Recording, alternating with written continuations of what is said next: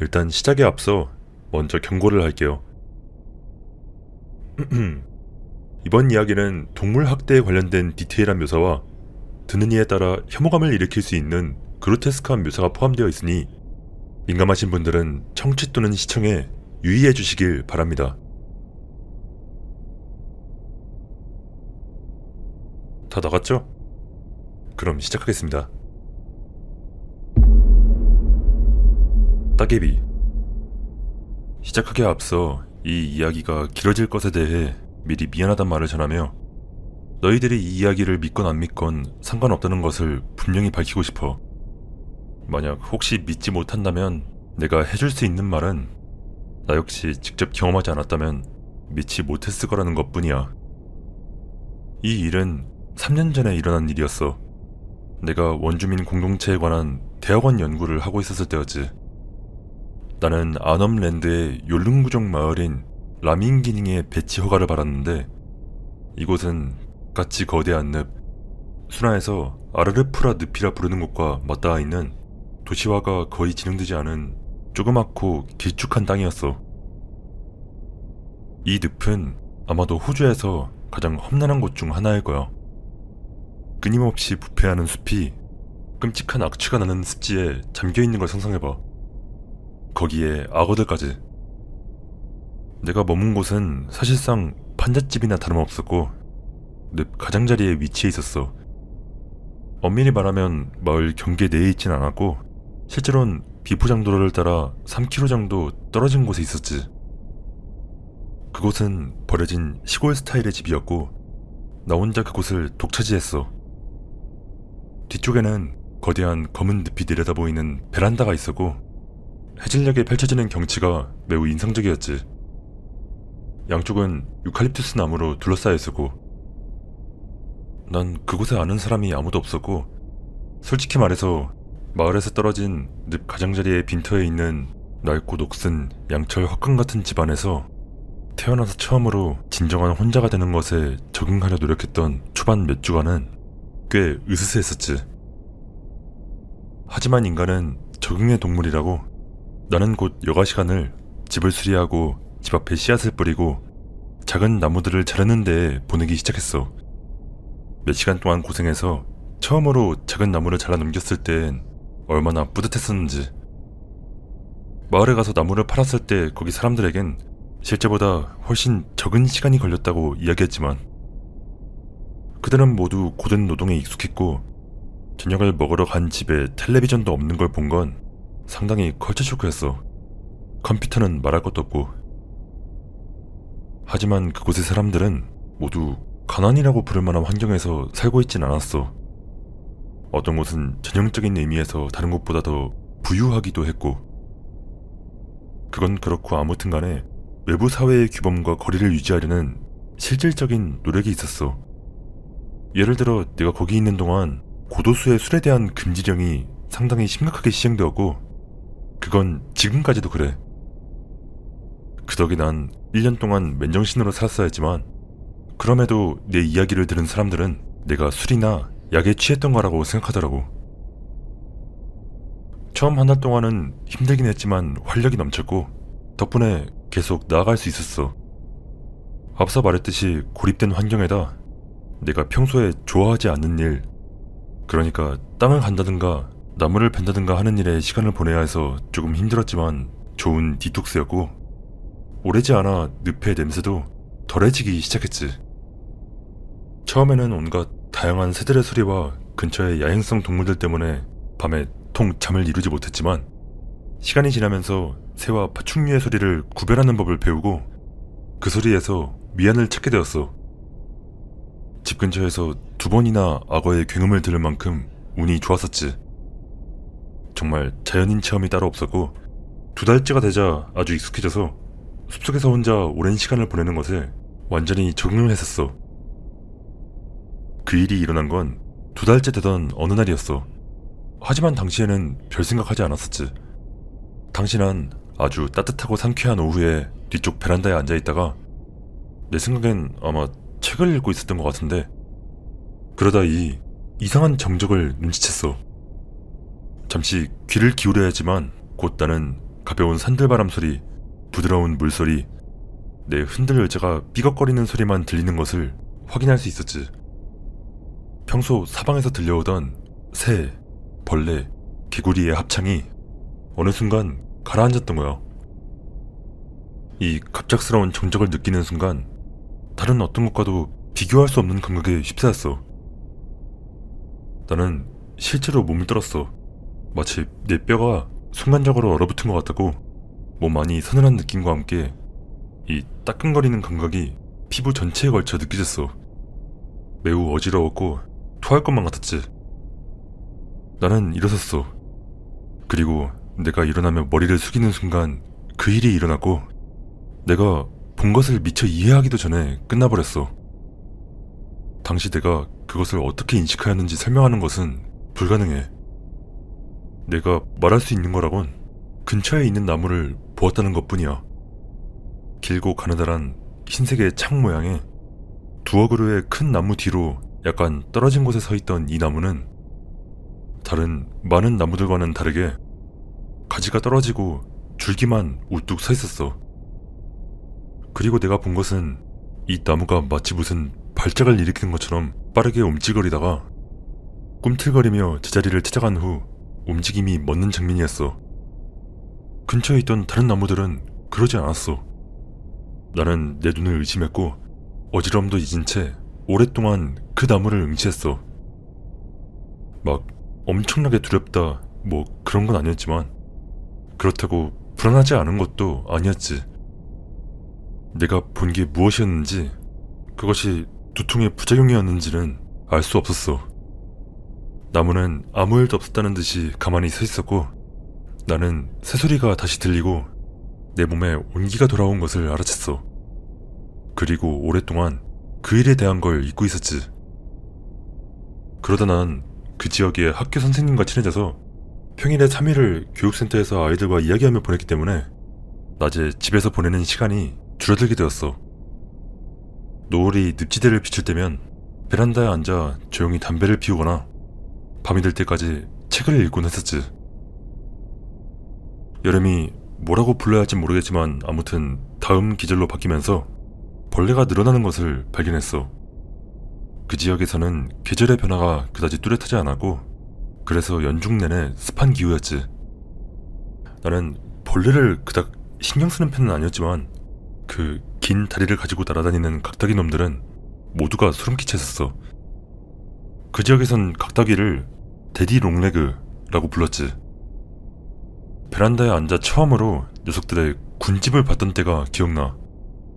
아마도 갓 부화했을 그것들이 주황색 하늘을 배경으로 거대한 구름을 형성하고 있었지. 그 늪지대의 각다기들은 어마어마하게 커져서 자기들끼리 서로 바스락거리는 소리가 들릴 정도였는데 과장으로 하는 말이 아니라 진짜 수미터는 떨어져 있는데도 나에게 진동음이 전해질 정도였어. 아까 말했듯이 난 벌레를 그렇게 무서워하진 않지만 그 집 화장실이 좀 뒷강 같은 느낌이었거든.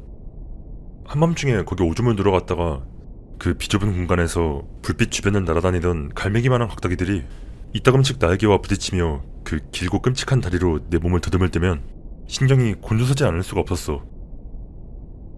나에게 불안감을 주기 시작한 또 다른 벌레는 비가 내린 후 물가에 뭉쳐서 나타나는 연체동물 비슷한 따기비 같은 놈들이었지. 이것들은 특별히 소름이 끼치거나 그러진 않았지만 빠르게 자라서 베란다 기단까지 퍼지는 경우가 잦아 걱정되게 만들었어. 내가 지역 낚시꾼에게 제거하는 방법을 물어보니까 그는 자기 트럭에서 금속 페인트 스크래퍼를 가지고 돌아오더라고. 그래서 나는 오래된 나무 계단에서 이 작은 따개비들을 긁어내는 작업을 내 루틴에 추가했지. 놈들의 붉은빛 내부, 마치 딱딱하게 굳은 딱지처럼 벗겨지는 모양새, 그리고 정말 고약한 냄새를 경험하는 것은 썩 즐거운 일은 아니었어. 집 안팎으로 늘어나는 곤충의 수를 제외하면 난 관리를 잘하고 있었어. 꾸준히 잡초가 있는 지역을 계속 치우고 작은 나무는 베어서 마을에 내다 팔았지. 계절의 변화로 인해 곤충뿐만 아니라 물로 쓰레기들까지 밀려들었지. 매년 이런 일이 일어난다고 들었어. 오래된 플라스틱이나 병 같은 게 점점 더 많이 모이기 시작해 집 밖에 쓰레기의 띠를 이루게 되었고, 나는 아침마다 그것들을 주워서 내가 거기 있는 동안은 물을 깨끗하게 유지했지. 그러던 어느 날 아침, 여느 때와 같이 쓰레기를 줍다가 무슨 이유에서인지 나는 그 전에 잠깐 겁에 질렸었던 오래된 하얀 나무를 올려다보기로 마음을 먹었고, 그곳에 그 나무가 없다는 것을 깨닫게 되었어. 처음에는 두려움보단 혼란스러움에 휩싸여 내가 그 위치를 잘못 찾았다고 확신한 채 물가를 서성거렸어. 하지만 아니, 착각한 게 아니었어.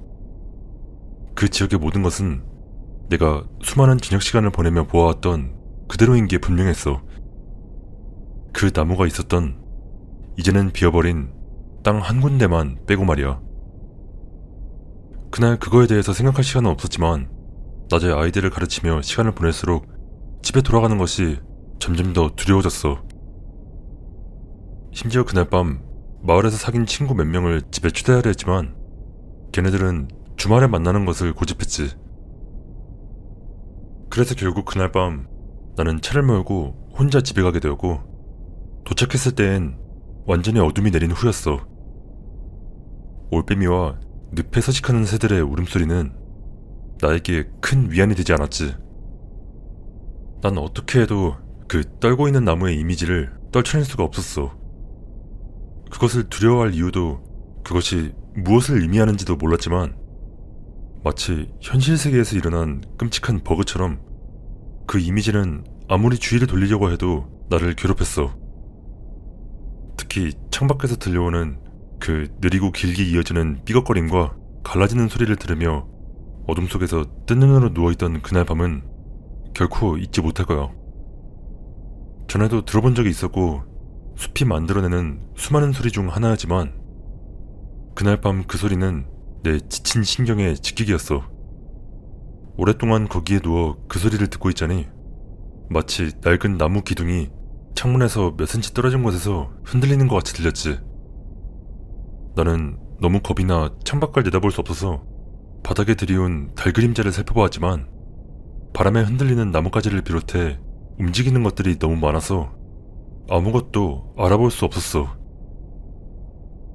그리고 그때 나는 아주 또렷하게 이 끔찍한 소리를 들었어.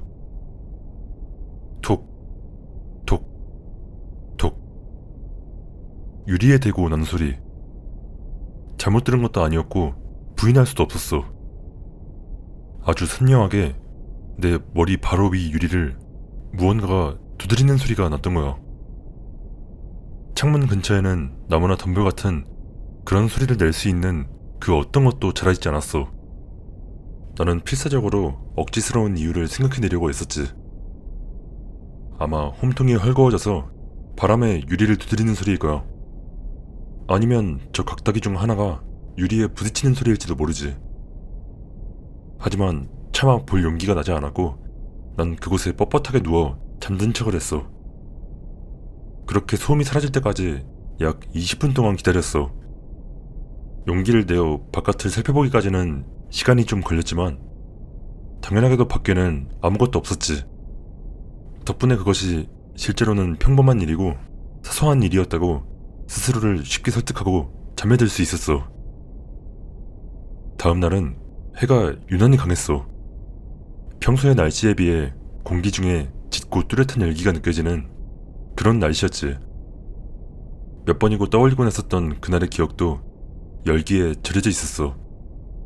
마치 햇빛이 넣어둔 사진이 시간이 지날수록 흐릿해지는 것처럼 말이야. 처음 일어났을 때는 그저 평범한 하루였었지. 전날 밤에 있었던 일들과 그 이상한 나무는 내가 자동적인 아침 루틴을 수행하는 동안 잊혀졌어. 아직 날씨가 많이 덥지 않았고 모든 것이 아름답게 빛나고 있었어. 늪의 경치가 정말 멋졌는데 숲의 천장을 비추는 햇살이 모든 잎을 금빛으로 물들이는 것 같았어. 새소리가 점점 커졌고 낮의 더위를 예상하며 개구리나 도마뱀을 잡으러 나오는 물새 2마리도 보았지. 아침엔 열심히 연구를 했는데 그러다 커피를 너무 많이 마신 후 찾아오는 그 과각성 상태의 불안감에 빠져 더 이상 일에 집중할 수 없게 되자 계속해서 창밖을 내다보며 해야 할 일을 찾았지. 창밖의 경치는 특히 매력적이었어. 카페인과 강한 햇빛 덕분에 모든 것이 풍부하게 보였는데 물가에 쓰레기가 있는 게 보이길래 그것을 건져내기로 마음먹었지. 그래서 나는 신나게 물가로 내려가 작은 섬과 겨울 주변을 분주히 돌아다니며 밤새 떠밀려온 쓰레기들을 주워 모았고, 혹은 내가 오기 오래전부터 떠다니던 쓰레기들이었을지도 모르고 그걸 구분하기란 힘들었지. 그것들을 쌓아 올려 작은 쓰레기 더미를 만들었어. 바로 그때 이상한 일들이 벌어졌어. 물가 주변 뚝의 쓰레기들 사이에서 반쯤 묻힌 양장본 책을 발견했던 거야. 나는 의문을 품으며 의식적으로 그 책을 다른 쓰레기들 사이에서 구분해냈어. 그리고 나는 진흙에 살짝 쌓여있던 그 책을 열어 몇 장 넘겨보았어. 그건 비즈니스 잡지의 연간 합본호였지. 표지나 뭐 그런 것들까지 전부 포함한 다양한 호가 있었어. 경영 관련인 듯 보였는데, 그러나 뒷면에는 그 해의 보조금 리스트가 있었어. 그 리스트엔 대학 장학금까지 포함되어 있었지. 그리고 그 장학금 목록을 훑어보던 나는 너무나도 선명하게 적혀있던 나의 이름을 발견했어. 이 이야기를 그렇게 많은 사람들에게 한 건 아니지만 얘기를 할 때마다 사람들은 이 사실에 별로 감명받지 못하는 것 같더라고. 그래, 뭐 당연히 거기에 있겠지. 나는 장학금을 받았고 그건 장학금 목록이 들어있던 비즈니스 잡지였으니까. 나도 알고 있고 그게 뭐 반드시 초자연적인 일이라고 말하는 건 아니야. 하지만 태어나서 이렇게 집에서 멀리 나와본 적이 없는데 물속에 웬 책이 있길래 건져보니 거기에 자신의 이름이 적혀있다는 게 얼마나 이상한 일일지 한번 생각해봐. 아무리 멍청하게 들릴지 몰라도 나는 공포에 몸을 떨었어. 나는 책을 닫아 쓰레기 더미에 넣었어. 그리고 일어서려고 했을 때 개울 건너편에 한 남자가 서서 나를 지켜보고 있는 게 보였어. 이미 상당히 불안한 상태였던 나는 그 사람을 봤을 때 아주 기절하는 줄 알았지. 내가 그곳에 간 이후로 그 땅에서 누구 하나 본 적이 없었다는 사실 때문만도, 그가 거기 조용히 서서 나를 쳐다보고만 있었다는 것 때문만도 아니었어. 거기에 더해 그는 나무에 반쯤 가려진 채 서 있었기 때문에 나는 그의 팔과 다리 그리고 얼굴의 반쪽만 볼 수 있었거든. 하지만 그는 전혀 숨어있지 않았고 숨으려고 하지도 않았어. 그저 나무 뒤에 반쯤 가려진 채 가만히 서 있을 뿐이었지. 그의 셔츠와 바지는 갈색빛이 도는 회색이었고 배경에 상당히 녹아들어 있었지만 그의 얼굴과 팔다리는 하얀색이라 대조적으로 두드러졌어. 내가 정신을 차리기도 전에 그가 한 팔을 들어 나를 향해 손을 흔드는 것을 보았어. 전혀 위협적인 방식이 아닌 친근한 몸짓이었지. 나는 손을 흔들어 답하고는 어떻게 해야 할지 몰라 그 자리에 서 있었어. 그가 무슨 아무런 움직임도 없이 그저 그 자리에 가만히 서서 나를 바라보기만 하고 있었거든.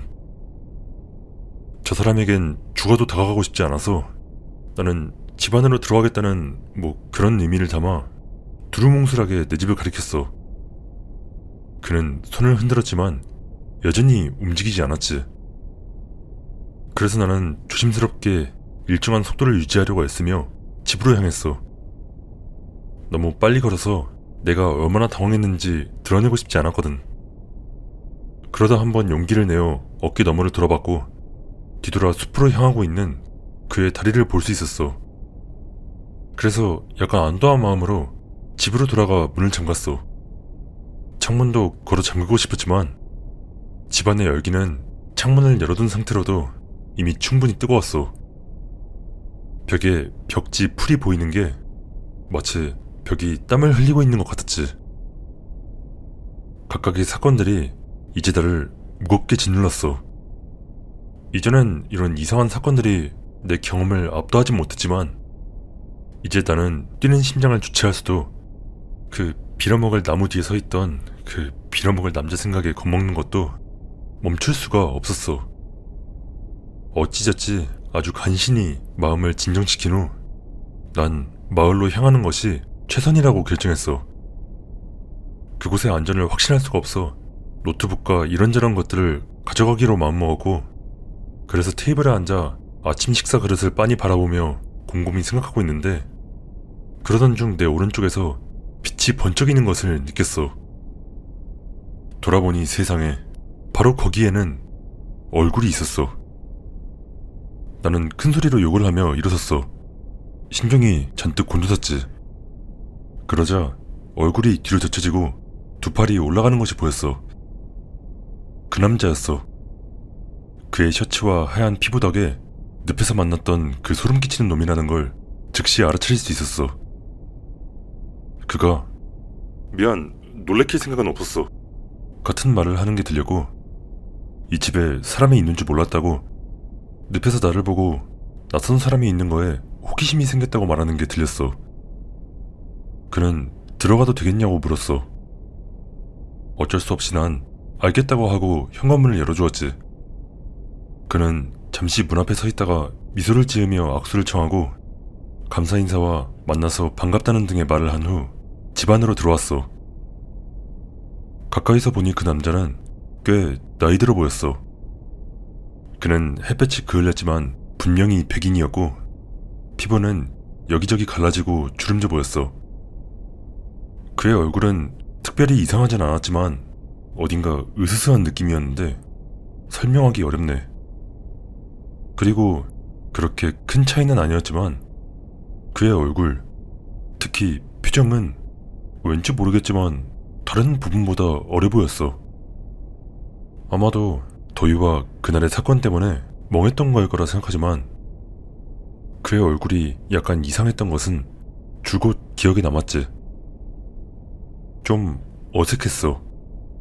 나는 멋쩍어서 아무런 이유도 없이 부엌으로 들어갔고, 그는 부엌과 복도 사이 문간에 서서 미소만 짓고는 아무 말도 하지 않았거든. 내가 커피를 권하자 알겠다고 하고 자리에 앉는데, 그러고는 나에 대해서, 그리고 이런 늪지대에서 나 같은 백인이 뭘 하고 있는 건지 물어왔어. 나는 그 미소를 짓고 있는 이상한 노인네에게 너무 많은 말을 하게 될까봐 내 연구에 대한 걸 모호하게 그리고 조심스럽게 이야기했지. 하지만 알고 보니 그는 나에게 전혀 관심이 없는 것 같았어. 그저 멍하니 미소만 지어 보이다 내가 말을 멈추자마자 방금 내가 한 말은 들은 척도 안 하고 자기 이야기를 하기 시작했거든. 나는 커피를 내려놓고 그가 흥분해서 말을 이어가는 동안 테이블에 앉았어. 때때로 그는 너무 앞서 나가는 바람에 두꺼운 시골 여경과 함께 문장을 횡설수설하며 끝맺곤 했지. 그는 지금 당장 위협이 될 것 같진 않았지만 제정신이 아니라는 건 분명하게 느낄 수 있었어. 그는 북쪽에 살지만 대부분의 시간을 늪지대에서 자급자족하며 산다며, 오랫동안 땅을 간다든지 식량을 스스로 사냥한다든지 오두막에 산다든지 하는 얘기를 하던 그는 어색하게 웃음을 터뜨리며 큰 소리로 물었어. 여기 여자 있어? 난 상당히 당황했는데, 하지만 대답하기도 전에 그의 미소가 완전히 뒤집히더니 갑자기 단호하고 거의 화가 난 투로 물었어. 여기 여자 있냐고. 나는 고개를 저었지만 이제 분위기가 완전히 바뀌었어. 그는 테이블을 단단히 붙잡고 있었지. 하지만 그 순간은 온 것만큼이나 빠르게 지나가고 그는 아무 일도 없었던 것처럼 계속해서 말을 이었어. 내가 태어나서 본 것 중 가장 정신분열증에 가까운 모습이었지. 그 후에 그가 무슨 말을 했는지는 기억나지 않지만 결국 그는 커피는 손도 대지 않은 채 밖으로 나갔어. 그리고 늪 쪽으로 잠시 걸어간 후 나를 돌아보며 마치 그게 우리끼리만 아는 농담이라도 되는 양 입을 열었어. 저 빌어먹을 워리걸들이 여자애들을 가만둬야 말이지. 워리걸은 1800년대쯤에 원주민을 묘사하는 데 사용되었던 단어야. 상당히 소름이 돋은 난 집문을 잠근 후 장비와 차를 가지고 마을로 나갔어. 더위는 좀처럼 가시지 않았고 차를 타는 내내 몽롱한 기분이었지. 그러다 학교 밖에서 다른 선생님이 차에 짐을 챙기고 있는 것을 보았어. 선생님이 손을 흔들었고 나는 그 옆에 차를 세웠지. 내가 동요한 듯 보였나봐. 선생님이 나에게 무슨 일이냐고 묻더라고. 그래서 내가 그 이상한 남자에 대해 이야기하니까 선생님은 다 안다는 듯이 씩 웃으며 나한테 말했어. 그 사람 때문에 놀랐죠? 선생님은 그가 장난을 치긴 하지만 해를 끼치진 않는다고 말했어. 이 말을 했던 게 기억나. 그 사람은 당신에게 장난을 걸곤 하겠지만 파리 한 마리도 해치지 못할 거예요. 그게 그 사람이 맞다면요. 선생님은 그 사람이 자주 보이지 않는다고 덧붙였어. 마치 실제로 존재하는 남자에 대한 얘기를 한다기보단 민담에 대해 이야기하는 것 같았지. 듣자 하니 그 남자는 9년인가 10년쯤 전에 이 지역 근처에 살았다는 듯했어. 그 전까지만 해도 그는 마을에 자주 드나드는 사람이자 평판도 좋은 사람이었다고. 그 당시 선생님은 훨씬 어렸을 때였지만 그가 마을을 차로 돌아다니며 채소와 수제찜을 팔곤 했던 거랑 대부분의 사람들이 그를 좋게 평가했다는 것을 기억하고 있었지. 그의 아내는 항상 그와 함께 있었는데 선생님은 그 둘을 다정한 노부부라고 묘사했어. 두 사람은 매우 존경받았기 때문에 그의 아내가 세상을 떠났을 때 그녀는 마을 근처에 묻혔고 마을 친구들이 장례식을 도왔어. 남자는 심란한 것이 분명해 보였고 그 후로 아주 오랫동안 완전히 충격을 받은 것처럼 보였다고 해. 마을 방문은 점점 뜸해졌고 태도도 미묘하게 변한 것 같았는데 여전히 쾌활하긴 했지만 다른 이상한 방식으로 바뀌었다면서. 그의 행동은 점점 더 이상해졌어. 유일하게 가장 가까운 사람을 잃은 그의 고통을 모두가 이해했기에 그래서 그가 마치 자기 아내가 죽지 않은 것처럼 아내가 평소에 하던 일에 대해서 지나가듯이 얘기할 때면 사람들은 대부분 동정을 했다고 해. 그리고 도움만 좀 준다면 예전의 그로 돌아올 수 있을 거라는 기대감과 함께 말이야. 하지만 그 이후로 상황은 나빠질 뿐이었어. 그는 자신의 아내를 본 적이 있는지 묻고 다니며 사람들을 불편하게 만들었거든. 거기에 대고 뭐라고 대답하겠어. 거기에 그가 헤매이고 다니면서 눈물로 사람들에게 아내가 실종되었고 즉시 수색대를 구성해야 한다고 말하기 시작하면서 불편함은 더더욱 커져만 갔어. 그러다 누군가 문제를 회피하지 않고 그의 아내는 죽었고 마을에서 멀지 않은 곳에 묻혔다고 그에게 사실을 얘기했을 때 상황은 절정에 달했어. 모든 이야기에 따르면 남자의 반응은 충격을 받은 듯 했지만 예상했던 것만큼 불안정하진 않았다고 해. 그는 들은 것을 슬프게 받아들였고 한동안 마을에서 보이지 않게 되었지. 하지만 그가 다시 돌아왔을 때 그의 행동은 더욱 심각해졌어. 그가 그 어떤 빌어먹을 머리걸 한 명도 믿지 않으며 마을 사람들이 자기 아내에게 무슨 짓을 했는지 알고 있다고 선언했던 거야. 술에 취해서 오리걸들에 대한 폭언과 그들이 자신의 아내를 납치해 어딘가에 가두어뒀다는 것에 대한 분노를 쏟아낸 후 그는 일부 지역 지도자들에게 예전같이 마을에 오지 말 것을 강력히 요구받았고 마을에서 다시는 그를 볼 수 없었기 때문에 그가 이해한 듯 보였었다고 해.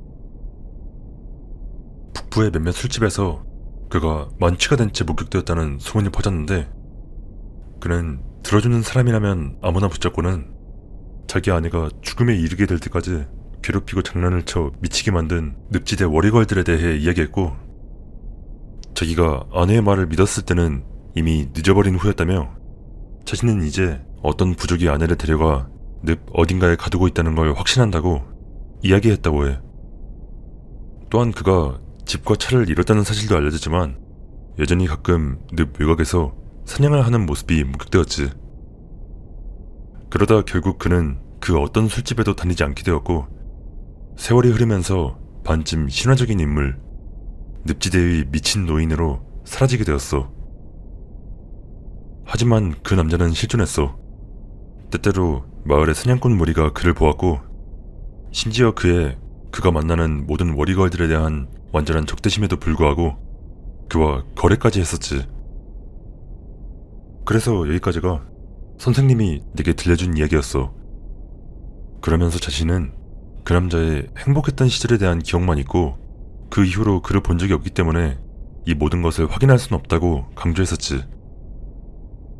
이야기의 일부는 아마 전설에 살이 붙은 걸 거야. 하지만 그가 한번 나가면 오랫동안 늪에 있는다는 것은 확실했고, 그를 우연히 만난 사냥꾼 무리들은 항상 그는 아직도 자신의 아내가 늪 어딘가에 알려지지 않은 부족의 포로로 잡혀있다 확신하고 있다는 걸 알려왔어. 이 이야기는 나를 압도하고 지치게 했지만 그럼에도 불구하고 약간 안도감을 느끼게 했어. 이 남자에 대한 공포는 그의 이야기의 비참함으로 인해 상당히 줄어들었고 그에 대해 안타까운 마음도 들었지. 하지만 난 당분간은 집에 가고 싶지 않았고 마을에서 혼자 시간을 보내다 집에 들어갔어. 난 해가 막 넘어갔을 때 집에 도착했어. 아직 희미한 불빛이 보일 때였지만 무언가 튀어나와 나를 놀라게 할 것만 같아 조심스럽게 집안을 둘러보았어. 어둠은 평소보다 더 짙게 느껴졌고 시간이 좀 걸렸지만 창문을 살펴보니 늪을 향해 나 있는 창문에 무슨 따개비처럼 생긴 연체동물이 층을 이루며 자라있었어. 유리 위에 빽빽히 들어찬 이것들의 모양새를 설명하기는 어렵지만 따개비의 내부, 껍질 아래의 살덩이 부분을 본 적이 있다면 알 수 있을 거야. 거의 구역질을 할 뻔했지. 하고 싶지는 않았지만 용기를 내어 밖으로 나가 그것들을 긁어냈어. 아주 벽의 아래쪽 전체가 사실상 그것들로 가득 차 있었는데 상당수가 오랫동안 거기에 있었거나 햇볕에 말라 굳어졌던 것 같아. 왜냐하면 그것들을 긁어내기란 거의 마치 생리를 뽑는 것처럼 힘들었고 마침내 떨어졌을 땐 작은 나무 조각까지 같이 떨어졌기 때문이었어. 어둠이 내려앉았고 나는 여전히 실내 조명과 손전등으로 작업을 계속했지. 벽 아래에 역겨운 냄새가 나는 그것들의 그 처치곤란 껍데기들을 한 무더기는 만들고 나서야 비로소 시간이 얼마나 늦었는지 그리고 사방을 뒤덮은 깊은 침묵에 대한 걸 깨달았어. 이 대체로 고요한 밤에 근처 어딘가에서 들려오는 새나 물고기 혹은 무언가가 움직일 때 나는 작은 물방울 소리나 나뭇잎이 살짝 스치는 소리 같은 작은 소리들도 내 쇠약해진 신경 때문에 더욱 증폭되어 커다랗게 들려왔어. 그때 누군가 나를 지켜보고 있다는 느낌이 들었어. 이제 난 단지 그것이 내 머리가 장난치는 것이란 걸 잘 알고 있었지만 그 며칠 동안의 일들에 더해 이 장난꾸러기 늑다리까지 견디고 싶지 않았기 때문에 나는 그가 미처 도망치기도 전에 발견할 수 있을 만큼 빠르게 숲이 시작되는 부분을 가로질러 손전등을 비췄어.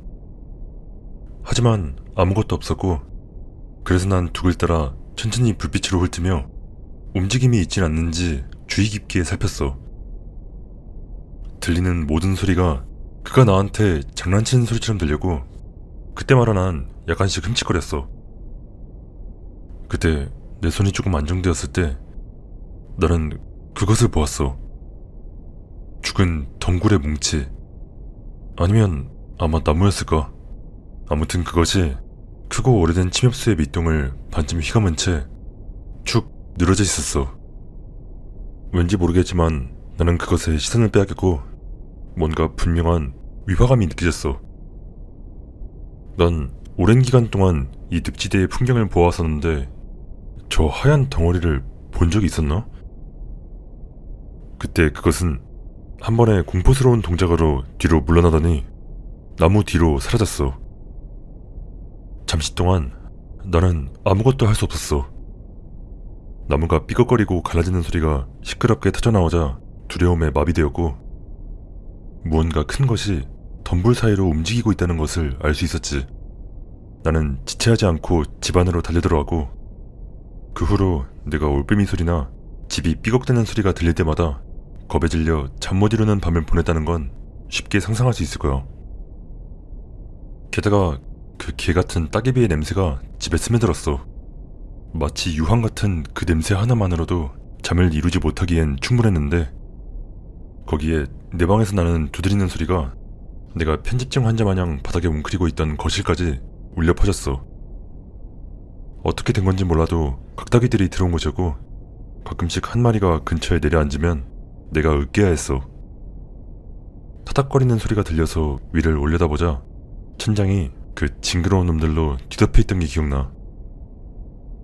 놈들의 검은 몸뚱이들을 바라보자 두드리는 소리는 내 맥박을 감지한 듯 점점 더 크고 빨라졌어.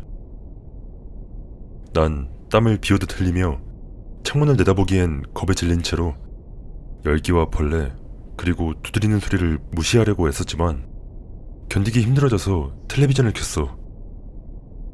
토끼 귀 같은 안테나가 달린 낡은 텔레비전이었는데다 지직거리는 신호나 간신히 잡힐 정도였지만 적어도 두드리는 소리는 묻어버릴 수 있었지. 화면엔 잡음과 인포머셜로 보이는 무언가의 희미한 잔상만 보였지만 전원을 켠 지 몇 초 만에 아놈랜드에서 현장 조사를 할 아논 어노니머스에게 연간 장학금이 수여되었습니다. 축하합니다, 아논. 이라는 음성이 완벽한 음질로 들려왔어. 그 말은 그냥 와닿지가 않았고 더 이상 신경을 쓸 겨를도 없어서 그래서 난 그냥 텔레비전을 켜두었어. 몇 명의 이름이 더 들리다가 결국 부드러운 잡음에 묻혔는데 나는 그 잡음을 최대 볼륨으로 올렸어. 두드리는 소리가 이를 감지하고 더 커지더니 마치 메트로놈처럼 울려대. 이쯤 되자 나는 거의 웃을 뻔했어. 약간 정신이 혼미해졌고 이 일이 정말 일어나고 있는지 아닌지 알 수가 없었지. 그때 복도에서 다른 소리가 울려 퍼졌어. 세게 노크하는 소리. 현관문이었어. 나는 겁에 질린 채 가만히 기다렸어. 그러자 다시 노크 소리가 들렸고 목소리가 뒤를 이었어. 아논, 집에 있어? 익숙한 목소리였어. 마을에서 온 친구들이야. 주말에 온다고 했던 걸 잊고 있었네. 아논, 우리 같이 놀기로 했잖아. 기억나? 그런데 그가 왜 새벽 3시에 온 걸까? 어서. 야, 너 있는 거 창문으로 다 보이거든? 큰 창문을 올려다보았지만 바깥에 어두운 밤만이 보였어. 희미한 무언가가 보이는 것 같기도 하고. 친구가 손을 흔드는 건가? 아니면 나무들이 서로 스치는 걸까? 어쩌면 창문에 벌레가 붙은 걸지도. 도무지 알 수가 없었어.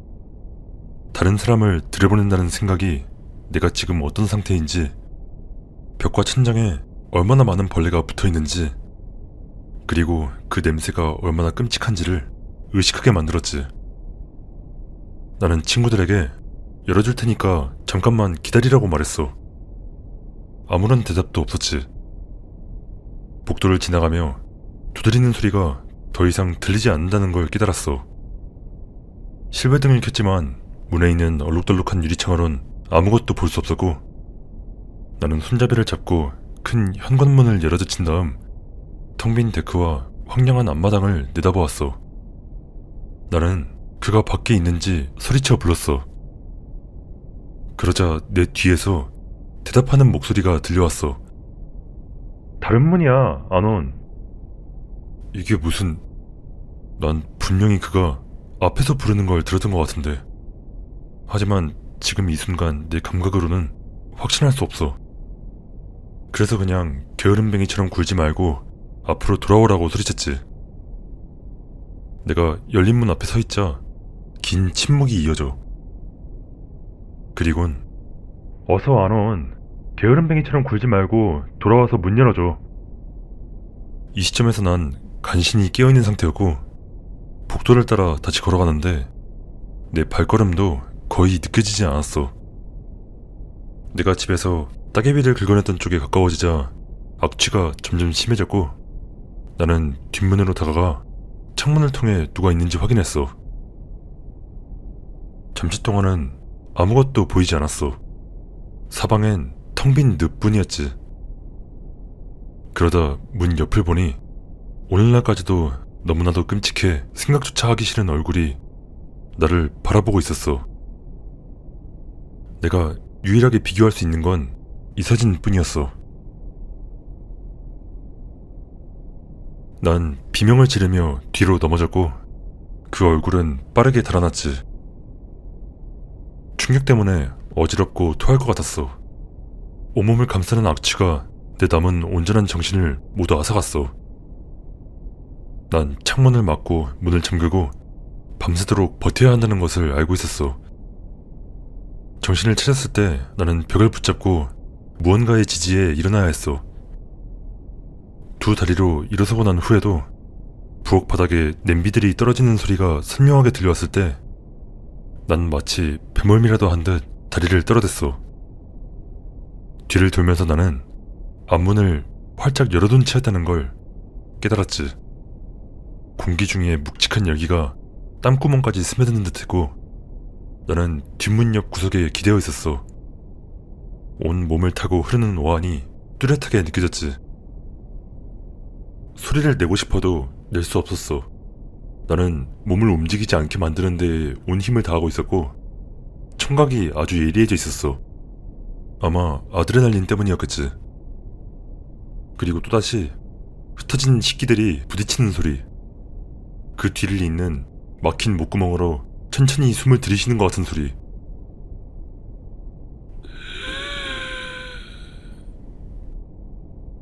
조용해졌을 때 난 여전히 간신히 몸이 떨리는 걸 맡고 있었어.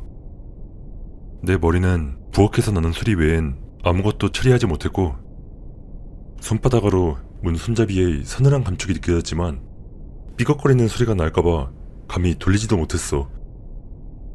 그때 바닥에 살갗이 닿는 것 같은 부드럽게 바스락거리는 소리가 들렸어. 나는 복도로 무언가 하얀 것이 튀어나오는 걸 보았고 또다시 낮은 쌕쌕거리는 소리, 그리고 작고 둥근 눈이 여유롭게 돌아보더니 나를 똑바로 바라보았어.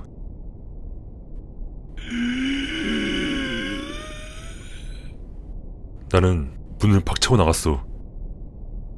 창문으로 하얀 것이 잠깐씩 비쳤는데 열린 문으로 달려가는 건가? 나는 앞을 향해 무작정 뛰쳐나가 어느 방향으로 가고 있는지 어디인지도 모르는 채로 달렸어. 늪을 곧장 향하고 있다는 사실을 신경 쓸 겨를도 없었지. 차를 타기 위해 되돌아가거나 집을 삥 돌아간다는 생각은 달리기 시작했을 때 이미 물 건너간 선택지였어. 애초에 그런 생각은 떠오르지도 않기도 했고 신발에 진흙이 스며들어 뿌직거리는 느낌이 들었고 안에서 진흙이 반죽되며 고통스러울 정도로 큰 소리를 냈어. 여러 번 발이 단단한 뿌리에 걸려 넘어졌지만 도무지 또다시 그걸 보는 경험은 하고 싶지 않아서 매번 다시 일어났어. 눈이 슬슬 어둠에 적응해야 할 때가 지났는데도 아무것도 보이지 않았고 달빛은 빽빽한 가지들에 완전히 가려졌어. 달리는 동안엔 아무 소리도 들리지 않았지만 몸이 한계를 넘어 술에 취한 듯 나무 사이를 힘겹게 걸어가며 땀을 흘릴 때쯤이 되자 물 위로 벌레 소리가 많이 들렸고 가끔 근처에서 새의 날갯짓 소리와 이상한 꽥꽥거리는 소리가 들렸어. 필사적으로 그 중에서 그 이상한 쌕쌕거림이 들리지 않는지 귀를 기울였지만 오랫동안 집중할 수가 없었어. 왜냐하면 그렇게 함으로써 그 악몽이라고만 생각하고 싶었던 일을 실질적인 현실로 다가오게 만드는 것 같았거든. 그리고 이윽고 진흙 투성이가 된 채 빠르게 움직이지도 못하고 땀은 땀대로 줄줄 나고 의식은 반쯤 잃어버린 상태가 되었어. 내가 어디에 있는지 가늠할 수 있는 척도는 없었고 주변 나무들의 거대한 형체들과 늪에 울퉁불퉁한 덩어리들만 있을 뿐이었지. 무릎에 힘이 빠지기 시작했고 내가 물속으로 곤두박질침과 동시에 모든 벌레들을 침묵시킨 물보라 소리가 들려왔어. 그리고 온몸을 작은 압정과 바늘로 찌르는 듯한 저릿저릿한 감각과 함께 물속에 집어삼켜졌지. 얼굴이 수면 아래에 반쯤 파묻힌 채 간신히 고개를 들었고 염도 높은 물에 유황 냄새가 강렬했어. 오랫동안 나는 작은 웅덩이에 혼자 누워있었고 피부는 주변에 아무것도 느끼지 못했지. 점차 수면 위에 벌레 소리가 돌아왔고 각 벌레의 깔짝거리는 소리와 물방울 소리가 뚜렷하게 들리는 것 같았어. 빛도 소리도 전혀 변하지 않았어. 달이 있었다 해도 겹겹이 쌓인 나뭇가지와 구름에 가려 보이지 않았으며 얼마나 시간이 흘렀는지도 알 수 없었어. 그렇게 시간이 얼마나 흘렀을까? 내 오른편 어딘가에서 천천히 이상한 소리가 들려오기 시작했어. 동물 소리나 숲소리가 아니라는 것을 단박에 알 수 있었지. 왜냐하면 그건 텔레비전의 잡음이었거든.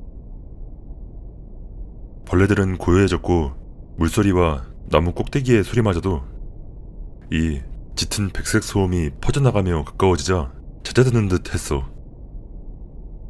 한쪽 팔을 움직이는 데만도 온 힘을 다해야 했어. 물속에서 조용히 첨벙거리는 발소리가 점점 더 커져왔어. 팔을 뻗자 어깨의 모든 힘줄이 끊어지는 것만 같은 느낌이 들었지. 손가락이 손에 가장 먼저 잡힌 것을 움켜쥐었고 몸이 앞으로 당겨지는 것을 느꼈어. 어떻게든 나는 진흙을 뒤집어 쓴 채 미친 듯이 떨어대며 모든 관절이 타는 듯한 느낌과 함께 껍데기만 남은 넘어진 통나무 속으로 쓰러졌고 몸에 남아있는 모든 힘을 긁어모아 어두운 나무의 관 속으로 완전히 몸을 끌어넣었어. 이로 인해 희미하게 첨벙거리던 발소리는 흐릿해졌지. 거기서 난 더 이상 움직이지 못하고 봉제 인형 마냥 죽 늘어졌고 근처 어딘가에서 희미한 하는 소리가 들렸어. 이제 호흡을 조절할 수도 기척을 숨길 수도 없었어. 발 근처에 초승달 모양으로 난 구멍 외엔 아무것도 볼 수 없었어. 통나무 안쪽은 매우 차갑고 거칠었지만 시야에 작은 초승달 모양의 틈으로 온 신경을 집중하면서 모든 불편함은 아무런 의미가 없어지게 되었지. 그러다 잠깐 동안 그 구멍은 크고 하얀 무언가에 가려졌어. 마치 누가 텔레비전을 늪에 갖다 버리기라도 한 것처럼 잡음이 압도적이었지. 하지만 그러다 그것은 사라졌고 시간이 지나면서 소음도 잦아들었으며 오래지 않아 벌레 울음소리도 돌아왔어. 내가 언제 기절했는지는 모르겠어. 일어났을 땐 내 옷은 나에게 착 달라붙어 있었고 그 상태로 말라 있었어. 신발 속 진흙도 마찬가지였지. 잠시 동안 난 내가 마비된 줄 알았어. 그러던 그때 내 몸을 지탱하고 있던 2.5cm 두께의 통나무 벽이 무너졌고 나는 내가 반쯤 화석화되었다는 걸 깨달았어. 처음에는 눈이 먼지와 오물로 뒤덮여 뜨이지 않았고 내가 서로 엉겨붙은 속눈썹을 뜯어내며 눈을 뜨자 따끔거리는 느낌과 함께 햇살이 눈 속을 가득 채우며 내 감각을 압도했어.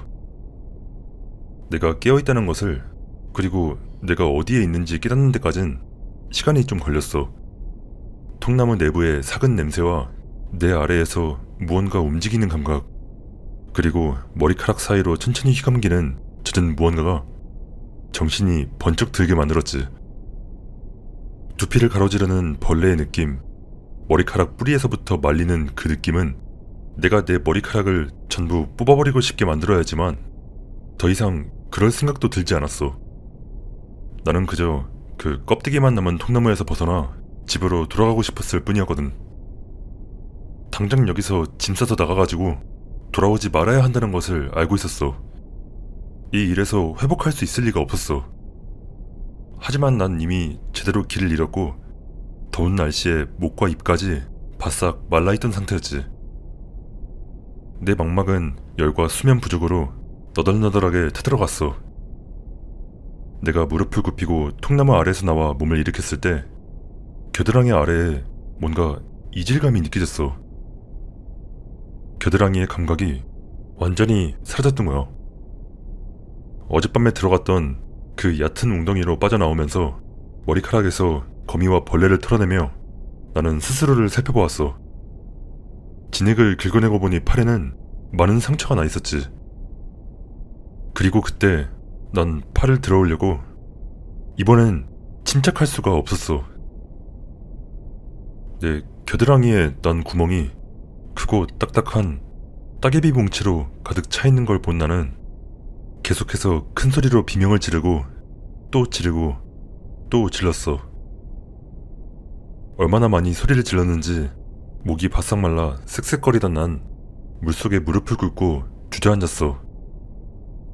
공황 상태에 빠져 정신을 다른 곳으로 돌리기 위해 나는 무릉덩이가 푸른 하늘을 얼마나 정확히 반사하는지, 거뭇거뭇한 나무만 없다면 그게 마치 하늘과 거울이 맞닿아 있는 것처럼 보일 거라는 점에 주목하려고 애썼어.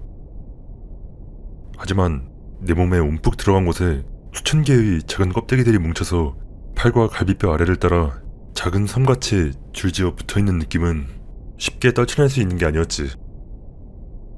난 정신을 집중하고 즉흥적으로 생긴 역겨운 호기심에 주요 덩어리에 바위 같은 바깥 표면에 손을 대고 손톱으로 긁어내리며 틈을 잡은 다음 이를 악물고 온 힘을 다해 강하게 쥐어뜯었어.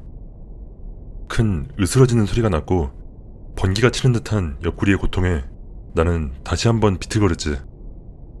덩어리에 금이 갔고 그 아래에는 핑크색의 끈적끈적한 내용물이 있었어. 하지만 나는 그 고통의 끔찍한 근원, 즉 그것들의 가느다란 작은 뿌리가 내 피부를 잡아당기고 뽑히는 느낌을 떨쳐낼 수 없었고 마침내 나는 토했어. 그 감각의 마비는 이제 내 살 속에 퍼져있는 모든 작은 뿌리들에 대한 과도한 인식으로 극복되었고 내가 돌멩이를 찾는 동안 그 느낌을 무시하는 데에 모든 정신을 집중해야 했어. 돌멩이를 손에 단단히 쥐고 땀을 흘리며 덩어리 위로 한 번, 두 번, 그리고 계속해서 내리쳤어. 내려칠 때마다 껍데기가 갈라지고 터지며 통증은 심해졌고 모든 뿌리에 대한 욱신거리는 그 끔찍한 인식은 마치 뿌리들이 그곳에 더 단단히 달라붙는 것처럼 커져만 갈 뿐이었지. 그러다 나무 사이 어딘가에서 연기 냄새가 나고 난 혼미한 상태에서 전속력으로 그곳을 향해 나아갔어. 타닥거리는 불의 속삭임이 들려고 내가 할 수 있는 일은 따라가는 것 뿐이었어. 필사적으로. 불꽃이 공기를 가르며 타올라고 풍부한 냄새가 너무나 안심이 되어 잠시 동안 내 몸속의 끔찍한 것들을 잊게 만들었어.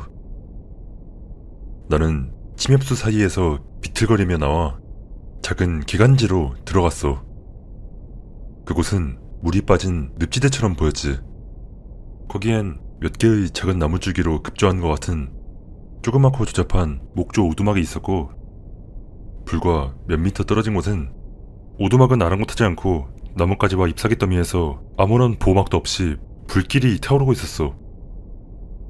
그때 내 시선은 물과 경계를 이루는 기관지의 가장자리에 바깥쪽으로 향했어. 그곳엔 검게 썩어가는 동물의 머리가 장식된 날카로운 창이 여러 개 세워져 있었지. 대체로 개나 주머니쥐처럼 보였지만 대부분은 얼마나 썩은 건지 짐작할 수가 없었어. 간헐적으로 연기에 휩싸이던 그 모습들은 정말 상당히 볼만했지. 누굽니까? 목소리가 들려왔고 연기 속 어딘가에서 누군가 움직이고 있는 것 같았어. 제발요. 나는 거의 알아들을 수 없는 목소리로 말했어. 아파요. 도와주세요. 그 누군가는 한동안 가만히 있다가 앞으로 나아가면서 어둠 속에서 모습을 드러냈어. 나는 시골 노인의 그 늙으면서도 젊은 얼굴을 즉시 알아보았지. 처음에는 웃지 않고 눈을 가늘게 뜨고 있다가 나를 보자 눈을 휘둥그레 떴어. 마치 네가 살아나와서 다행이야 라고 말하는 듯 했지. 여기서 내 기억이 가물가물해져. 몇 번인가 쓰러졌었다는 건 알아. 아마 기절했겠지. 그 사람이 나한테 말해줬거든.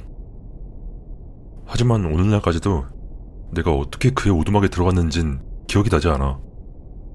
불안정한 야전 침대에 눕혀졌고 그 남자는 자기가 무언가를 가져오는 동안 가만히 있으라고 했었어.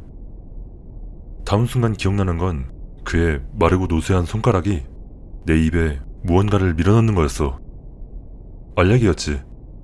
자동적으로 삼켰어. 그리고 손가락이 입안에 있는 동안 그는 손가락을 이리저리 움직이며 끔찍한 맛이 났지. 껄껄 웃음을 터뜨렸고 그런 다음 입에 데워진 음료수병에서 나오는 물로 모든 걸 씻어냈어. 이게 뭐냐고 물으니 그는 가방 안에 무언가를 한참 동안 만지작거리더니 말했어. 트라우마돌. 진통제가 효과를 발휘하면서 잠이 들었다 깼다를 반복했어. 한두 번 깨어났을 때 그 남자가 내 옆에 웅크리고 앉아서 내 겨드랑이를 열심히 치료하는 게 보였고, 둔탁한 긁는 소리가 들렸지만 아무런 감각도 느껴지지 않았지. 그의 옆에는 내가 평생 본 것 중 가장 못생긴 개가 보였어. 마치 늪에서 기어나온 것처럼 생겨가지고 듬성듬성 나있는 털은 젖어 있었고, 드러난 피부는 구겨진 검은 가죽 매트같이 생겼었어. 뭉툭한 물체들이 서로 부딪히는 시끄러운 소리, 구역질 나는 퍼석하는 소리, 그리고 천천히 아주 느리게 뿌리가 뽑히며 나는 주르륵 하는 소리가 들렸는데, 어떤 뿌리는 반쯤 나오다가 끊어져 겨드랑이에 피 묻은 작은 구멍에서 축 늘어져 있었어. 그 광경에 메스꺼워져서 개로 눈을 돌리자 녀석의 소름 끼치는 입이 친근한 미소를 지으며 펼쳐졌어. 그 사람이 손에 든 따개비 덩어리를 양동이에 떨어뜨리자 젖은 수건에 쌓인 계란 한 뭉치를 망치로 두드리는 듯한 부드럽고 단단하고 축축한 소리가 나고, 걔는 꼬리를 흔들며 재빠르게 주둥이를 양동이에 담그더니 몇 초 후 숨을 헐떡이며 고개를 들었어. 축 늘어진 덩어리를 입에 문 채로 말이야. 녀석이 그것을 잘게 부숨과 함께 끈적이는 침과 피가 섞였고, 그런 다음 보기만 해도 고통스러운 꿀꺽임과 함께 삼키기 시작했는데, 그 와중에 난 녀석의 잇몸이 작고 말라붙은 구멍의 흉터로 가득하다는 걸 알아챘어. 그렇게 난 기절하고 말았지. 난 그날 늦게 정신을 차렸어. 그림자가 새로운 각도로 기울어져 더 깊은 음영을 만들고 있었는데, 늦은 오후인 듯 했지. 날은 여전히 찌른 듯 했지만 텅 비어있었던 하늘엔 회색의 구름띠가 걸려있었지. 맨가슴과 팔에서 끊임없이 습기가 배어나오는 게 느껴졌고, 그 땀이 내 아래에 고이는 것도 느낄 수 있었어. 신음하며 나는 내 한쪽 팔에 집중했고 초조하게 치료의 결과물을 들여다보았어. 피와 먼지가 가득했고 붕대는 없었으며 겨드랑이 살에는 작고 검은 구멍들이 빽빽하게 나 있었지. 털도 그것들과 함께 뽑힌 듯 보였어. 각 구멍에서 피가 조금씩 흘러나오고 있었고 열기에 살짝 굳어 있었는데, 그중 2개에는 아직 작은 뿌리가 늘어져 나와 있길래 이를 꽉 깨물고 그 마지막으로 남은 놈들을 뽑아냈어. 축축하고 기다란 무언가가 뽑히는 느낌과 함께 새로 드러난 구멍에 신경말단과 노출된 살에 닿는 차가운 공기가 지나치게 민감하게 느껴졌지. 일어나 앉기 위해 팔로 땅을 짚자 모든 구멍이 벌어지며 차가운 공기를 한꺼번에 들이마시는 이 끔찍한 감각이 느껴졌어. 하지만 열은 어느 정도 가라앉고 있는 것 같았고 나는 그 남자에게 감사 인사를 하고 싶었어. 그는 어디에도 보이지 않았고 나는 너무 약해져서 그를 부를 수도 없었지만, 이 고대에서 튀어나온 것처럼 보이는 걔가 여전히 내 곁에서 행복하게 숨을 헐떡이고 있는 게 보였지. 내가 손을 내려 걔의 얼굴 옆면을 문지르자 녀석이 가까이 다가가고 천천히 쓰다듬자 침을 흘리며 헥헥거렸어. 그림자가 점점 길어졌고 나는 간신히 2발을 침대에서 내려놓고 걔를 쓰다듬으려 허리를 구부렸어. 녀석은 그걸 좋아했지. 아주 오래간만에 정상적인 경험에 가까운 일을 하니 이 단순한 행동이 세상에서 가장 큰 위안처럼 느껴졌어. 그때 그 남자가 광인의 미소를 지으며 돌아와 내 안부를 물었어. 나는 괜찮다고 말하며 진심으로 감사 인사를 전했지만 지난번처럼 그는 자기 할 말만 하는 듯 보였지.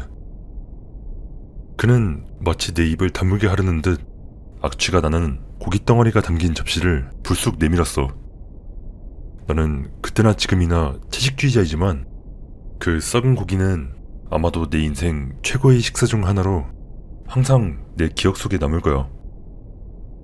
널 찾아서 다행이야. 그가 여러 번 반복해서 말했어. 그의 말투는 저번보다 빠르면 빨랐지 느려지진 않았었어. 그는 내 건강이나 따개비를 어떻게 제거했는지 따위는 이야기하고 싶지 않은 듯 대신 그 빌어먹을 워리걸들에 대해 정황하게 늘어놓았지.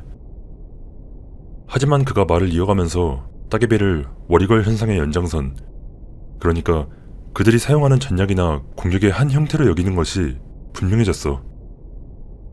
하지만 그닥 명확하게 정의했던 것은 아니라 그는 논리보단 음모론자의 그것과도 같은 열정으로 패턴들을 연결했고, 그러는 내내 접시에 담긴 음식은 한 입도 먹지 않고 조금씩 뜯어 개한테나 먹일 뿐이었지. 어딘가 멀리서 휘익하는 소리가 연달아 들려왔어.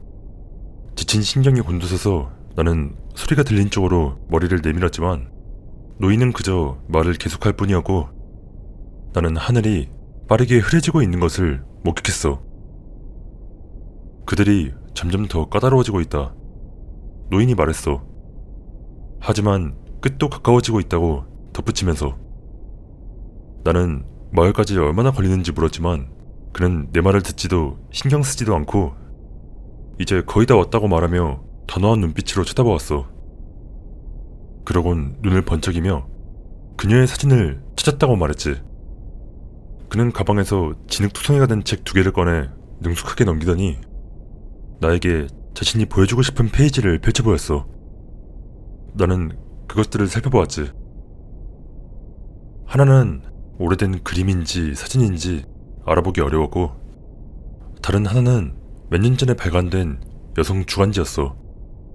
둘 다 모두 배경에 있는 누군가의 얼굴에 선명한 동그라미가 쳐져 있었는데 둘 다 여성이긴 했지만 같은 사람이 아닌 건 분명했지. 하지만 나는 개의치 않고 고개를 끄덕이며 물었어. 이 사람이 아내분이에요? 그가 갑자기 일어섰고 그의 접시가 바닥에 곤두박질 쳐. 그걸 네가 어떻게 알고 있어? 그가 소리쳐. 걔는 분위기의 변화를 알아차린 듯 낮게 낑낑거렸어. 이제 하늘은 빛의 반점이 군데군데 보였고 이슬비가 내리기 시작했어. 두려움에 즉흥적으로 난 그가 며칠 전 우리 집에서 그 이야기를 다 해줬다는 말을 지어냈고 마을 친구에게 들었던 이야기를 마치 진심으로 믿는 것처럼 반복했어. 그는 내 말을 듣고 있는 동안 혼란스러워 보이다가 거의 미안해하는 듯한 분위기로 바뀌더니 다시 앉아 접시를 집어들고 마지못해 걔에게 계속 먹이를 주었어. 그래. 그랬겠지. 그는 자신을 설득하려는 듯 중얼거렸어. 그때 나는 그가 우리가 만나고 며칠이나 지났는지 모른다는 사실과 무언가를 기억해내는 거에 어려움을 겪고 있다는 걸 깨달았어. 그런 그의 얼굴은 좌절감으로 가득했지. 하지만 그때 그의 얼굴에 빛이 스쳐 지나가고 그는 다시 환한 미소와 함께 이전에 그 정신나간 사람 같은 말투로 돌아오게 되었어. 그들이 아내를 유리방에 가두었다 라고 그가 말했어. 그것은 숲속의 건조한 지역을 파낸 곳에 있다. 그들은 의식을 행했으며 우리 규칙대로 행동하지 않았다. 그의 말을 빌리자면 그들은 역겨워. 정말 역겨워. 그렇게 말하며 그는 개의 입에 고기 조각을 던져놓는 속도를 점점 더 높였어. 처음에는 아내가 늙어가지고 헛거를 보는 거라 생각했어. 그가 말했어. 하지만 그때 집으로 향하는 발자국을 발견했던 거야. 돌아오는 발자국은 하나도 없었지.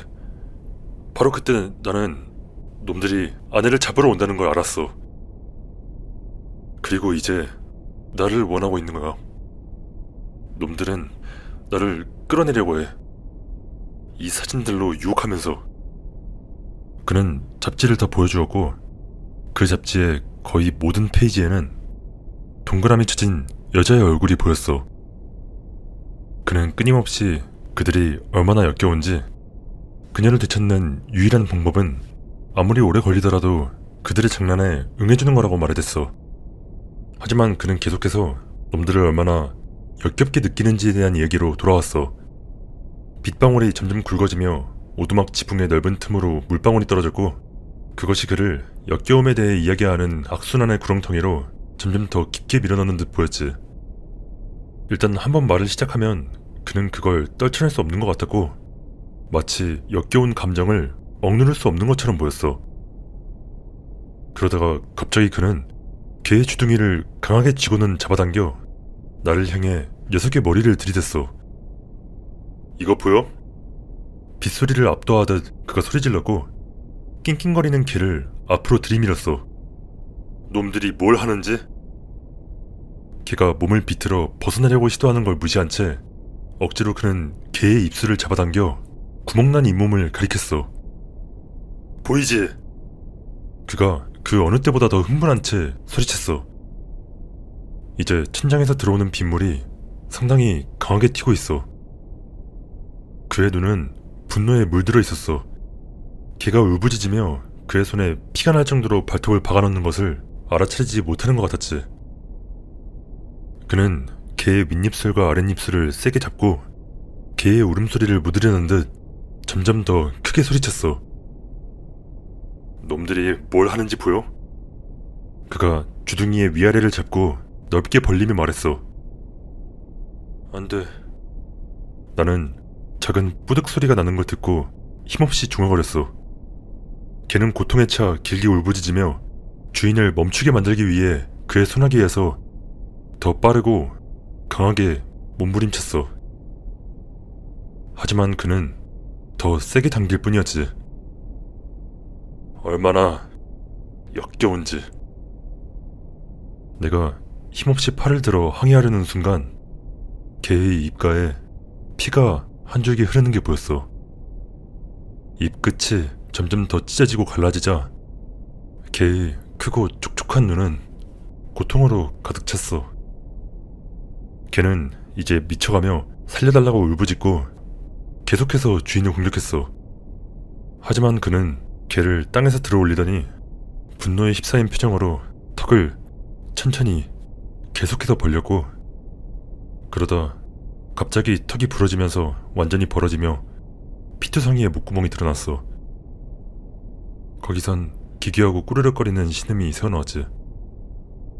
그와 동시에 그가 개를 바닥에 떨어뜨렸지만 불쌍한 녀석은 그 소리를 멈추지 않았고 몸부림치며 자신의 두개골을 딱딱한 바닥에 계속해서 박아대며 피에 젖은 부딪히는 소리를 만들어냈어. 입은 점점 더 벌어져만 갔고, 그러다 마침내 포기한 듯 가만히 누워 약하게 신음할 뿐이었어. 걔가 고통스러운 숨을 내쉴 때마다 녀석의 작은 가슴이 오르락내리락 하는 게 보였어. 그는 정신을 차릴 틈도 없이 이미 날카롭게 다듬어 놓은 꼬챙이를 집어들더니 마치 한 번의 동작으로 보이는 움직임으로 개를 집어들어 꼬챙이를 몸에 관통시키고 꼬챙이의 끝부분만이 갈라진 턱 위로 모습을 드러냈어. 나는 녀석이 죽은 거라고 너무나 믿고 싶었지만 젖은 눈 하나가 나를 바라보는 걸 보고 시선을 돌릴 수밖에 없었지. 마치 내 마음을 읽은 듯 그는 점차 어렴풋한 슬픔과 혼란이 느껴지는 말투로 돌아가며 말했어. 의식을 위해선 살아있어야 돼. 그는 꼬챙이를 등에 지고 오두막 밖으로 나갔어. 도망쳐야 한다는 걸 알고 있었지만 비는 점점 더 심해질 뿐이라 그래서 나는 어리석게도 그를 따라 나가 그가 땅을 고르고 꼬챙이의 밑동을 땅에 박아 또 다른 토템을 하나 더 세우는 모습을 지켜보았지. 그런데 그때 그에게서 무언가 느껴지는 걸 눈치챘어. 그가 꼬챙이를 놓고 덥수룩한 수염 사이로 빗물이 흘러내리는 가운데 숲을 뚫어져라 쳐다보고 있는 게 보였거든.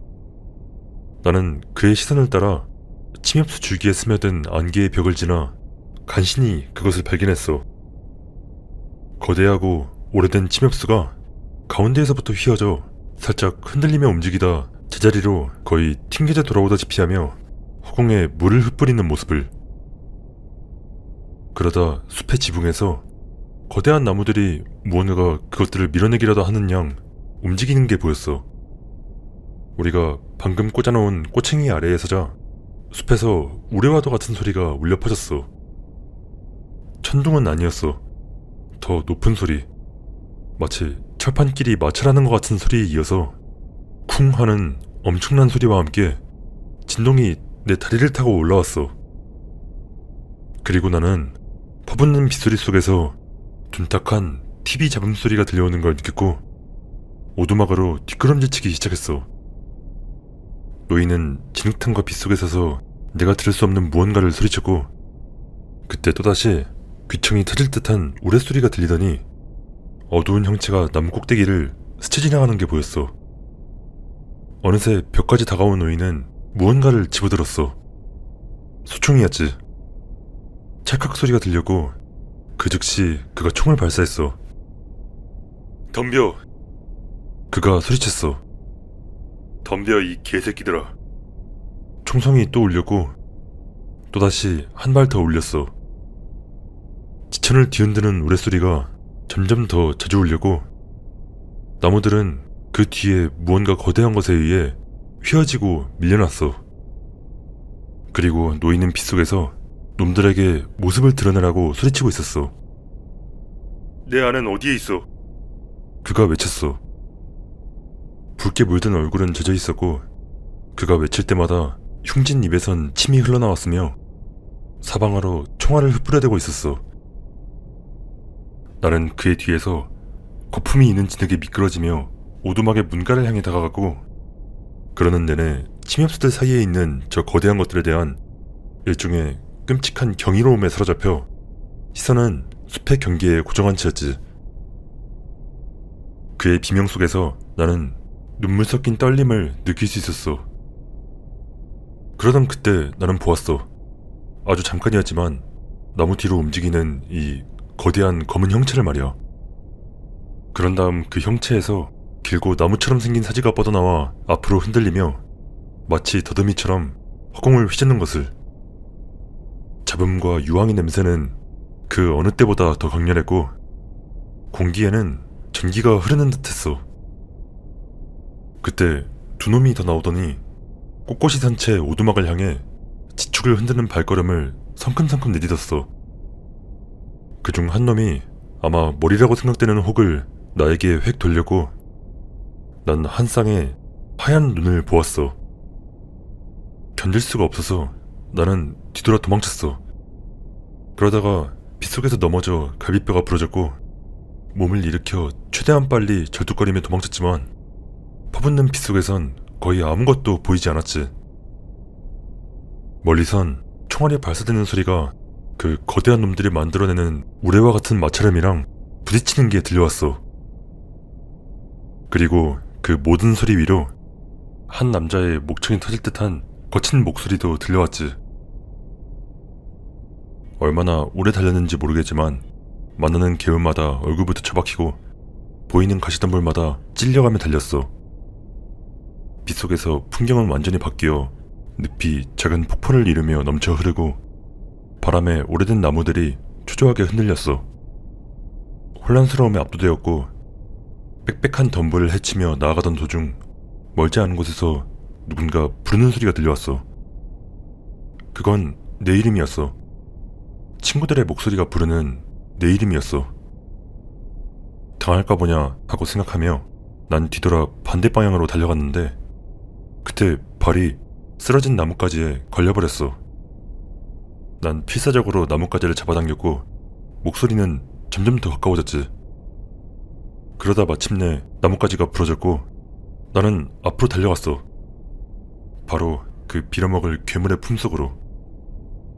나무 밖으로 팔이 튀어나와 내 어깨를 붙잡았고 내가 필사적으로 도망치려고 애쓰며 비명을 지르는데 그러나 그때 내 눈에 들어온 건 마을 친구의 겁에 질린 혼란스러운 얼굴과 그 뒤를 따르던 그의 두 친구들이었어.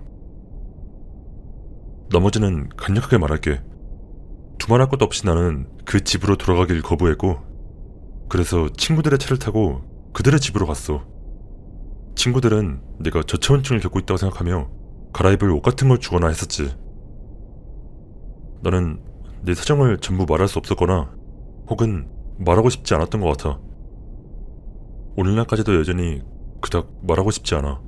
당연하지만 난 미친 시골 남자에 대한 이야기랑 겨드랑이의 구멍만 보여주었고 다른 모든 것은 의도적으로 배제했지.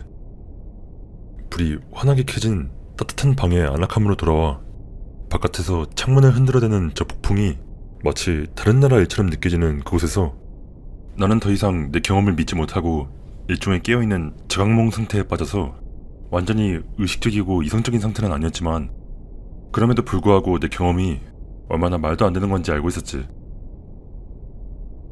그런데 난 어떻게 찾아낸 거야? 내가 물었어. 그들은 이상하고 걱정스러운 눈빛을 교환했고 그리고 난 다음과 같은 이야기를 들었어. 우리는 약속된 시간에 너네 집에 갔어. 근데 우리가 거기에 도착해보니 이 푹푹 찌는 날씨에도 불구하고 모든 창문과 문이 잠겨있는 거야. 그래서 우리가 문을 두드렸지만 아무 대답도 없길래 우린 네가 그냥 산책이나 하러 갔나 하고 현관에 앉아 담배를 피우고 맥주나 몇 병 깠지. 근데 1시간이 훌쩍 지나도 올 생각을 안 하길래 그냥 집에 가기로 마음먹었었어. 하지만 바로 그때 여기서 그가 잠시 뜸을 들였어. 다음 부분을 어떻게 설명해야 할지 확신이 서지 않은 게 분명해 보였지. 그게 누군가 집 안에서 네가 집에 없다고 소리치는 거야. 그 말을 듣는 순간 오한이 내 몸을 훑고 지나가는 걸 느꼈어. 그래서 우린 이게 뭔가 싶었지. 우리가 1시간이나 여기 있는 걸 보고서 이제 와서 입을 열기로 한 거야? 하면서. 아무튼 그래서 우리가 누구냐고 물었는데 대답이 없길래 다시 두드렸고 그 목소리, 문 바로 뒤에서 들려오는 그 목소리가 네가 늪으로 갔다고 말했었어. 그 후 우리가 계속 질문을 하고 문을 두드려 들여보내달라고도 했지만 더 이상 반응이 없었지. 처음에는 네가 장난을 치는 줄 알았어. 하지만 비가 오기 시작하길래 혹시 모르니 적어도 가서 확인은 해봐야겠다고 생각한 거지. 나는 머릿속으로 이 정보를 받아들이는 시간을 가졌고 그런 다음 물었어. 왜 너희들은 내가 장난을 친다고 생각한 거냐고. 내가 왜 그런 짓을 하겠냐고 말이야. 내가 그 말을 하고 나니까 분위기가 정말 어색해졌고 더 많은 눈빛이 교환되었지. 그게 친구가 내 눈을 똑바로 바라보며 천천히 입을 열었어. 그게 문제는 그 목소리가 네 목소리였거든. 그 후 며칠간은 회복하는 데 보냈어. 친구들은 내가 다른 머물 곳을 찾을 때까지 자리를 내어주겠다고 말했지. 하지만 이제 더 이상 그곳에서 계속 일할 수 없다는 것이 분명했어. 나는 더 이상 내 자신이 아니었고 전처럼 행동하지도 않았으며 내 본래 모습에서 벗어나는 것 같았거든.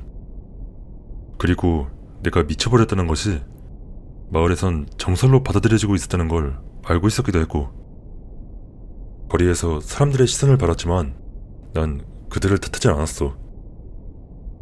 내가 가르치는 일을 그만두었을 때도 다른 귀직원들은 안도하는 듯 했지. 내가 미쳐버렸다는 소문은 빠르게 퍼진 듯 보였어. 그러나 유일하게 내 친구들, 직접 그 설명 불가능한 목소리를 들은 내 친구들만 나를 믿어주었어. 그들은 그 후에도 나에게 잘해주었고 내가 다시는 돌아가지 못할 그 집으로 돌아가 내 짐까지 챙겨주었지. 그리고 3주 후 나는 가족들이 있는 집으로 돌아갔어. 가족들은 많이 울었고 계속해서 나아질 거라고 나에게 말했는데 그건 나를 위해서라기보단 자기 자신들을 위한 말이었지. 하지만 시간이 지나면서 나아졌어. 그곳에서 만난 친구들과 연락을 유지했고 거기서의 짧은 경험을 바탕으로 논문도 완성했지. 여기다 다시 적응하는 기간까지 자세하게 써가지고 지루하게 만들진 않겠지만 그 기간이 얼마나 힘들고 길었는지는 말해두고 싶어. 마지막으로 딱 한 가지만 덧붙이고 싶은 게 있어. 그 집에서 내 짐을 뺄 때 나를 도와준 사람 중 한 명이 나에게 아주 친절했던 선생님이었고 다른 사람들과는 다르게 나를 미친 사람처럼 대하지 않았었지. 왠지 모르겠지만 그 사람이 이 말을 거의 지나가듯이 했었는데 난 그녀가 그 말이 무엇을 의미하는지 완전히 알고 있었을 거라고 확신해. 그녀가 한 말은 다음과 같아. 있잖아요. 당신이 그 늪지 노인을 만난 것도 당연해요. 그도 그럴 게 당신이 머물던 그 집, 그와 그의 아내가 살았던 옛집이었거든요.